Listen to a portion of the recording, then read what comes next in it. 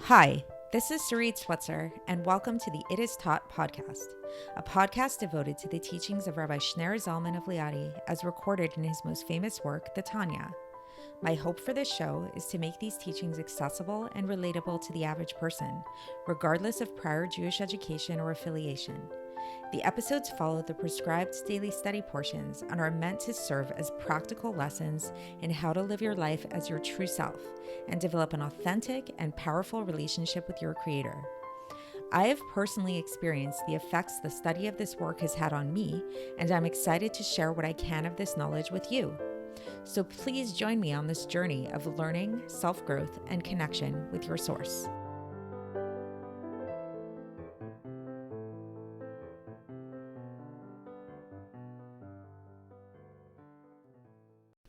Hi, and welcome to the It Is Taught podcast. This is episode 518 for the third of Iyar in a regular year.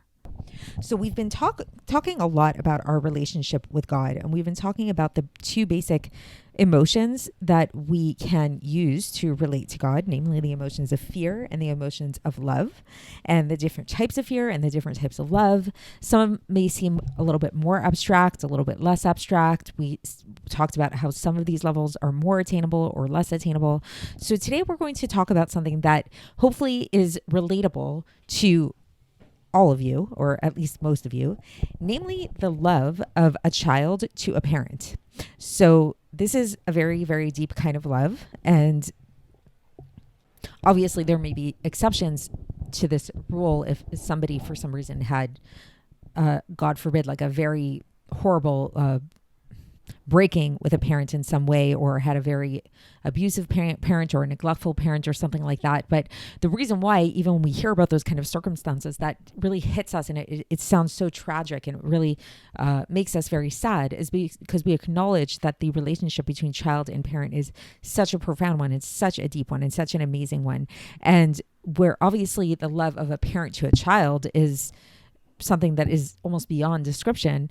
But today we're really going to focus on the love of a child towards their parents and what that entails and the selflessness involved in that, and how a child loves their parent so much that they would actually be willing to give up their life for the sake of their parent. And so how does this relate to Tanya?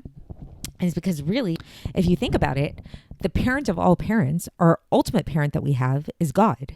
He is our father, our collective father. So yes, we have our actual physiological parents who gave birth to us, but truthfully, we really come from God. God is the one who created us. God is the one who brought our parents into the world, our grandparents into the world, our great-great-grandparents into the world. And he's the one that gives us life, as we discussed yesterday as well. So he is truly our father. So when we really can tap into this love of a child towards a parent, and a love of a son towards a father, this can give us another experience of loving God. And this is something which the Alter Rebbe explains is something that we can all tap into. This is something that's accessible to everybody. So let's get into the text and see how the Alter Rebbe explains this. So for context, we are in the middle of chapter 44 of Likkutei Amarim. And so here we go. So again, for context, actually, I'll give a little bit more context, is just to a little bit of a review. We've been talking about the different types of love of God. That's the subject at hand these days. So we talked about how there are two main general categories of love of God. There's something called Ahava Rabbah, which is a very high level of love, which only comes to some people as a gift from above, as a result of having attained a completion in their fear of God, like a complete level of fear and awe of God. Then as a gift, they're given the level of Ahava Rabbah. It's not something that everybody can attain. It's only for a select few individuals. And then we talked about Ahavat Olam, which is still a very high level of love, but it's a little bit lower. And this is something that is accessible to everybody. This is something that we can all work towards through thinking about God, through meditating about God, through learning Chassidus, learning about God, and learning about how God fills all the worlds and the heavens and the earth and all kinds of things like that. And we talked about how these two types of love are not black or white categories, but rather there's gradations with them and levels, and we can attain them to a smaller degree, to a higher degree, to different degrees, depending on our our spiritual sensitivity depending on how much we worked and things like that and various factors.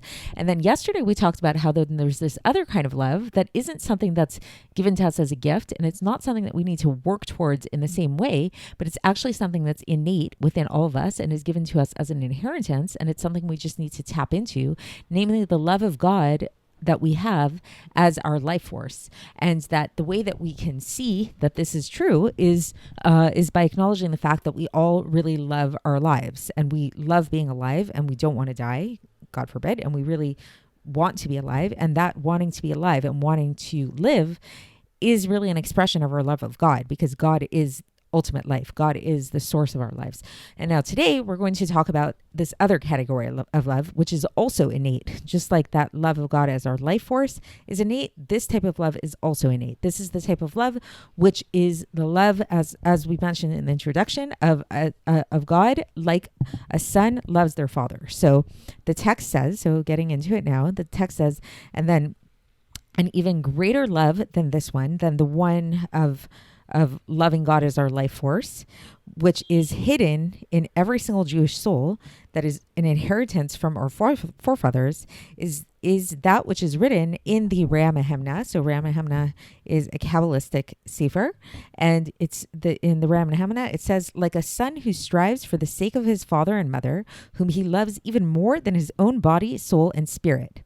So again, this is alluding to the idea that the way that we can love God, this type of love of God that we're describing here, is a type of love like a son to a father, who the son loves their father more than they love themselves. Like, we can all relate to this in some way, assuming that we have a normal relationship with our parents, that there's a part of us that loves our parents more even than we love ourselves. And we'd be willing to do things for our parents that we wouldn't even do for our own self. And then Tanya goes on and he says, and do we not all have one father? So following with this logic, if we all feel this way towards our parents, well, who is our ultimate parent? Our ultimate parent is God. And so we all have this one father, God.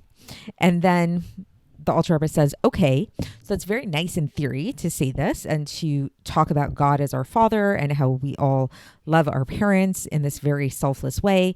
But let's get real here. He says, is there really anybody who'd be so presumptuous to say that in their heart of hearts, they actually even feel even a small fraction of a thousandth of a degree of the love that we're describing, which is the love of Moshe Rabbeinu, really, who Moshe Rabbeinu is described as the faithful shepherd. And so, because basically, like, this love that we're describing, this self-sacrificial love of a child to a father, this is on the level of Moshe Rabbeinu. This is the type of love that Moshe experienced. So who are we to say that? Like, we're not Moshe, right? However, says the Alter Rebbe, not so fast, because in fact, there is a part of Moshe Rabbeinu that is within all of us, because as it is described in the Tikkunim, then there's a spark of Moshe that is past and is present in every single generation. So Moshe Rabbeinu is actually here. A spark of Moshe Rabbeinu is actually here in our generation, serving to illuminate us. And it's just that this radiance is hidden. We don't see it. It's actually a great state of concealment in the souls of the Jewish people. And in order to reveal this love and have it come out of hiding and to make it revealed so that it is revealed in a person's hearts and in their minds, then this isn't something that is so beyond reach. And it's actually something that's very close to a person in their mouth and in their heart. So again, the Alter Rebbe here is quoting the kind of thesis statement of his entire sefer here, which is that this thing is karov hadavar me'od beficha uvilvavcha, that this thing, namely being close to God, loving God, is very close to you in your mouth and in your heart. So we've used this phraseology a lot. It comes from Devarim, chapter 30, verse 11 and verse 14. So verse 11 is lo niflet v'lo rechokahi, so it is not beyond reach and it is not very far from you. And verse 14 is where it says kol v'davar me'od beficha u'levavcha, that this thing is very close to you in your heart and in your mouth and in your heart. And so the Alter Rebbe says, what does this mean exactly? What do we mean in the sense that we say that this thing is very close to us in our mouth and in our heart? So he gets really specific with the words. And he says that a person should really, like, we have power over what we speak, the words that we use. So a person should habituate themselves to use their mouth and use their tongue and their voice to arouse the intention in their heart and in their mind. Meaning to say that a person should really deepen in their thoughts about the source of their life, about God, about the infinite one, blessed be he, that he is our father. Like, we should really become aware of the fact that God is our true father and God is the source of our lives, and to arouse within oneself this love, like the love of a son to a father. And the more we accustom ourselves to speaking in this manner and thinking in this manner, like using our words, using our verbal capacities, both in our minds, because we think with words, and also in our speech, like when we pray and when we speak and learn Torah and things like that, even our discussions with other people, when we really habituate ourselves in this way, then this habit, says the Alter Rebbe, is going to become nature. Because just like anything else, when you habituate yourself in a certain way, then this habit will become nature. So that's the end of the section for today. So just to recap, what we've learned about today is this other category of love, which is another category, just like yesterday's category, which is also innate to every single Jew. It just needs to be awakened. And this is the love of God that we all have, like a love of a child to their father. And, the way that we tap into this is by, first of all, acknowledging the fact that we all have a spark of Moshe Rabbeinu within us. And Moshe Rabbeinu had this capacity very much so to relate to God as his father, and then to use our speech and use our mouth to and use our verbal capacities and our thoughts to really tap into this by meditating upon God and making it our habit to have God in our godly awareness, and the awareness of God being our father be in our words, in the words that we use. And the more we habituate ourselves in this way, then it will become second nature to us. So that is it for today, and we will continue along these lines tomorrow, and I will speak to you then. Thanks for listening to the It Is Taught podcast, hosted by Sarit Switzer.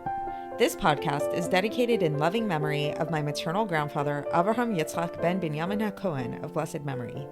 Music by Shoshana. If you enjoyed this episode and would like to support the show, please share it with others and subscribe on YouTube, Apple iTunes, Spotify, or wherever you listen to podcasts. And make sure to leave us a 5-star review.